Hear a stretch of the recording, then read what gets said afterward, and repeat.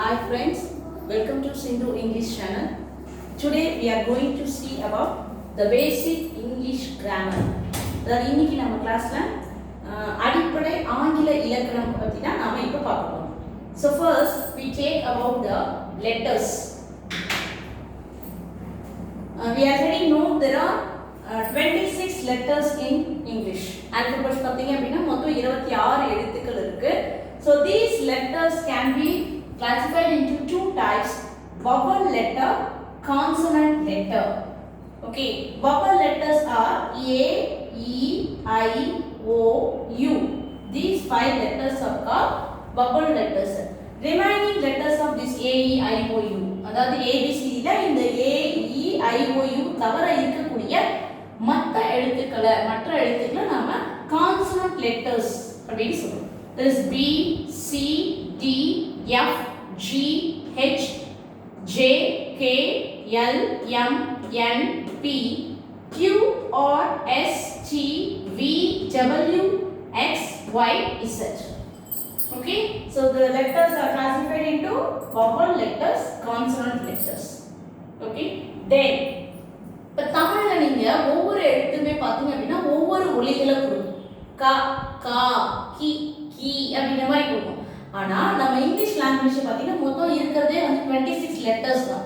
So from these 26 letters we are getting how many sounds? This is one general basic questions about English. English language ல மொத்தம் எத்தனை sounds இருக்கு அப்படினு கேட்பாங்க. There are 44 sounds in English. There are 44 sounds in English. This was classified by Daniel Jones. Daniel Jones என்றவர் ஆங்கிலத்துல மொத்தம் 44 ஒலிகள் இருக்கு அப்படிங்கறத சொல்லியிருக்காங்க. சோ இந்த 44 ஒலிகள் என்னென்ன அப்படினு பாத்தீங்க அப்படினா 12 pure vowel sound, 8 diphthong sound and 24 consonant sound. Okay, so when the sounds மொத்தமே நம்ம பார்க்கணும் phonetics அப்படின ஒரு சாப்டர்ஸ் இருக்கு இங்கிலீஷ் லாங்குவேஜஸ்ல. சோ இத நம்ம அப்புறமா பார்க்கலாம்.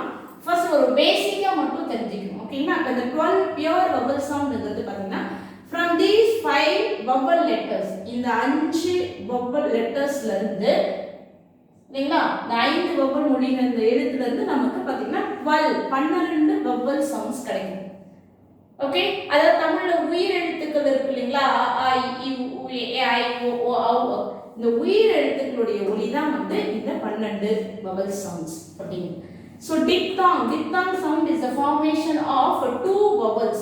So ரெண்டு உயிர் எழுத்துக்கள் சேர்ந்த மாதிரி வரக்கூடிய ஒலி. அதாவது பாத்தீங்கன்னா இப்போ ஓ ஐ, ஓவும் ஐயும் சேர்ந்து அப்படினா ஆய் அப்படினு சொல்றோம்.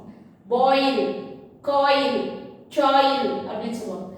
ஓவும் யூவும் சேரும்போது பாத்தீங்கன்னா உவ, ச, ப அப்படினு சொல்றோம். சோ அந்த மாதிரி ரெண்டு எழுத்துக்கள் சேர்ந்த மாதிரி பாத்தீங்கன்னா மொத்தம் 8 சவுண்ட் இருக்கு. diphthong sound, combination of two vowels அப்படினு சொல்லுவோம். அடுத்து from these 21 letters we are getting 24 consonant sounds.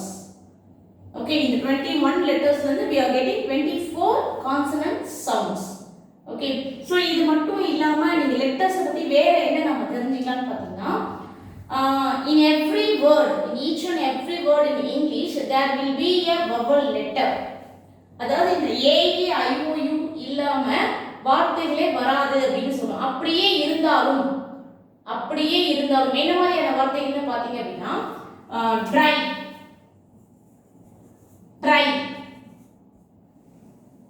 ஓகேங்களா? சோ இதெல்லாம் பாருங்க dry, try, sky. சோ இதுல இந்த A, E, I, O, U ஆன letters இருக்காது. but the sound பாத்தீங்கன்னா I sound.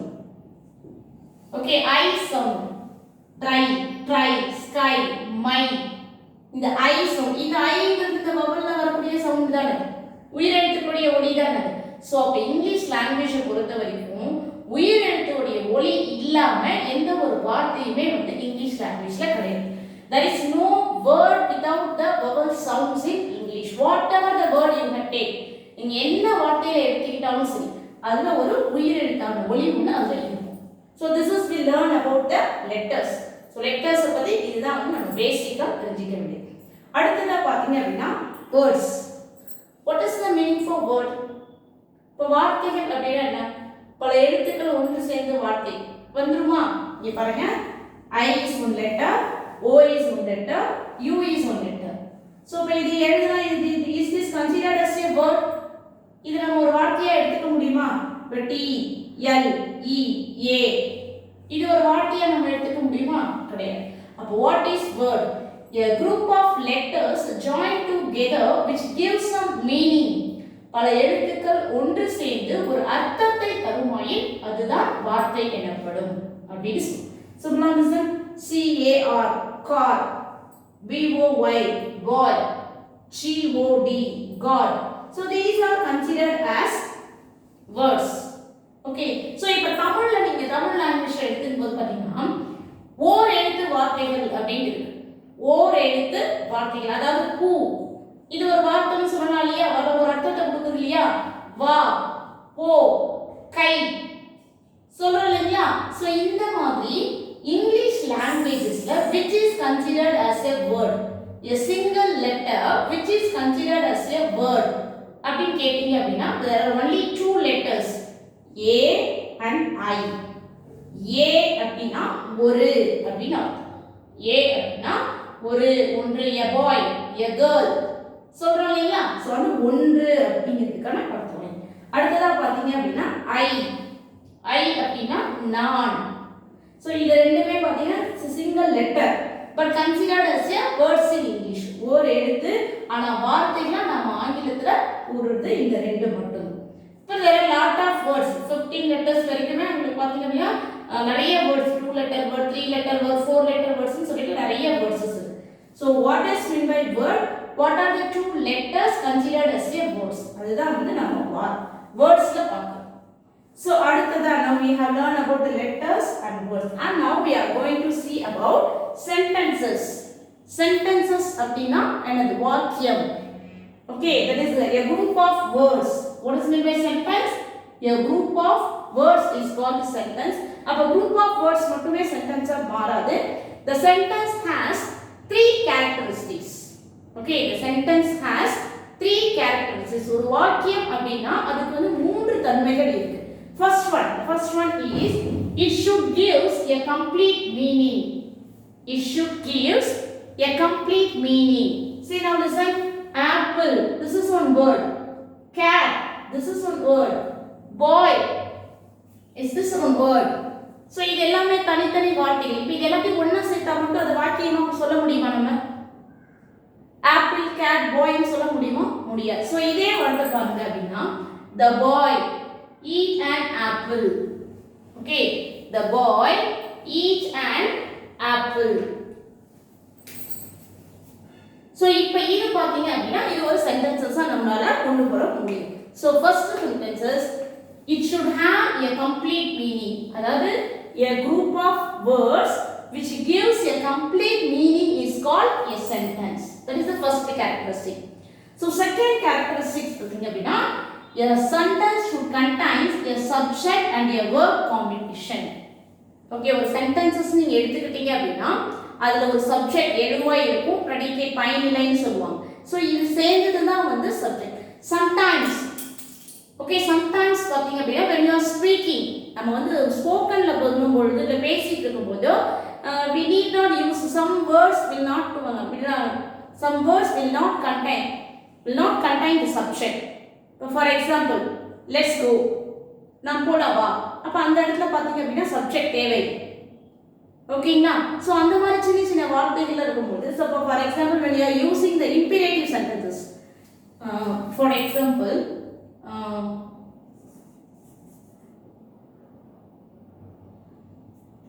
put down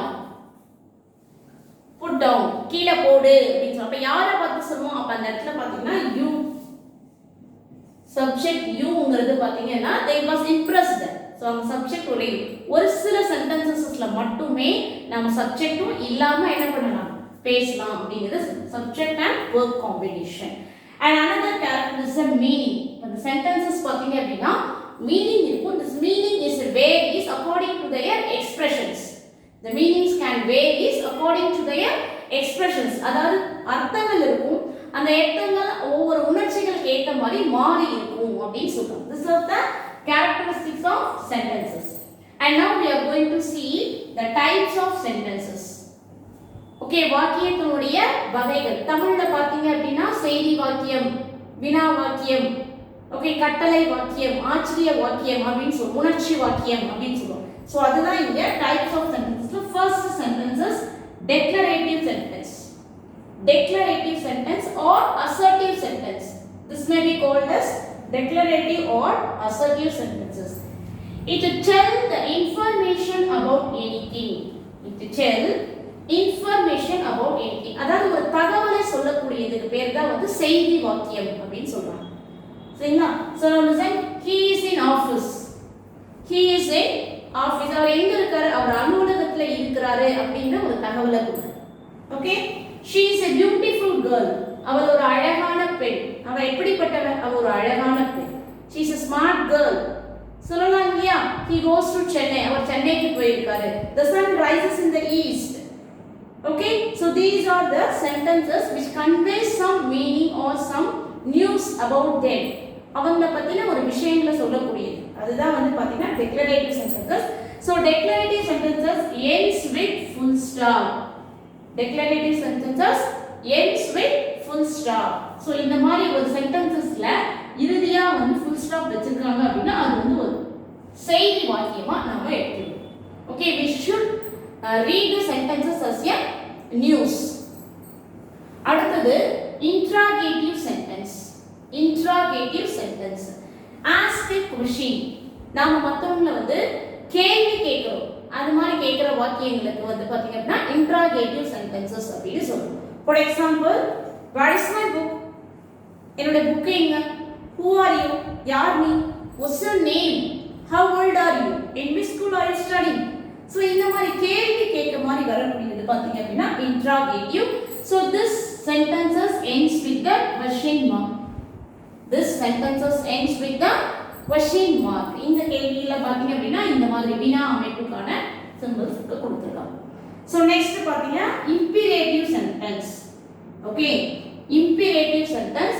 This imperative sentence gives a command and asks for request. Okay, கட்டளை வாக்கியம் அப்படின்னு சொல்லுவோம். கட்டளை வாக்கியம் அல்லது அப்படின்னு பாத்தீங்க அப்படின்னா உங்களை ரெக்வெஸ்ட் பண்ணி கேக்குறது. So when you this imperative sentences பாத்தீங்க அப்படின்னா close the door. Okay, close the door. Please give me some water. கேட்கலாம் இல்லையா? When you are communicating with the schools in the children or when you are communicating with the peoples in the home, we can use so many imperative sentences. அதாவது வகுப்பறையில மாணவர்கள் கிட்ட நாம வந்து பாத்தீங்கன்னா நிறைய கட்டளை வாக்கியங்களை பேசலாம். ஃபார் எக்ஸாம்பிள் பாத்தீங்கன்னா உதாரணமா சொல்ல போனா இப்ப ஸ்டூடண்ட்ஸ் எல்லாம் உட்கார்ந்து இருக்காங்க. Keep quiet. Okay, சொல்லலாம் keep quiet. Listen carefully. Okay, sit straight. Sit straight. Okay, bring the notebooks. Bring the notebooks. Okay, rub the board. Rub the board. Clean the board. Okay, these are the imperative sentences. When you are asking as a request, அதையே நாம் கொஞ்சம் பணிவா கேட்கும்போது please bring me some water. Okay, please take the scale. So இந்த மாதிரியான sentences பாத்தீங்க அப்படின்னா imperative sentences gives a command and asks for a request. Okay, wait for me, keep silence. Okay, so next sentences is the exclamatory. உணர்ச்சி வாக்கியம் அப்படின்னு சொல்லுவோம். To express the strong emotions or feelings. நம்மளுடைய உணர்வுகளை வெளிப்படுத்தக்கூடிய வாக்கியங்கள் தான் உணர்ச்சி வாக்கியம். It is either in a surprise, happy, anger or sorrow. Okay, so நம்ம சந்தோஷமான நிலையில இருந்தாலும் சரி, ஒரு அதிசயமான பொருளை பார்க்கும் பொழுதோ இல்ல வந்து கோபமா இருக்கும் பொழுதோ இல்ல வந்து பாத்தீங்கன்னா சோகமா இருக்கும் பொழுதோ இப்படி நம்மளுடைய உணர்வுகளை வெளிப்படுத்தக்கூடிய வாக்கியங்கள் தான் பாத்தீங்கன்னா exclamatory sentences.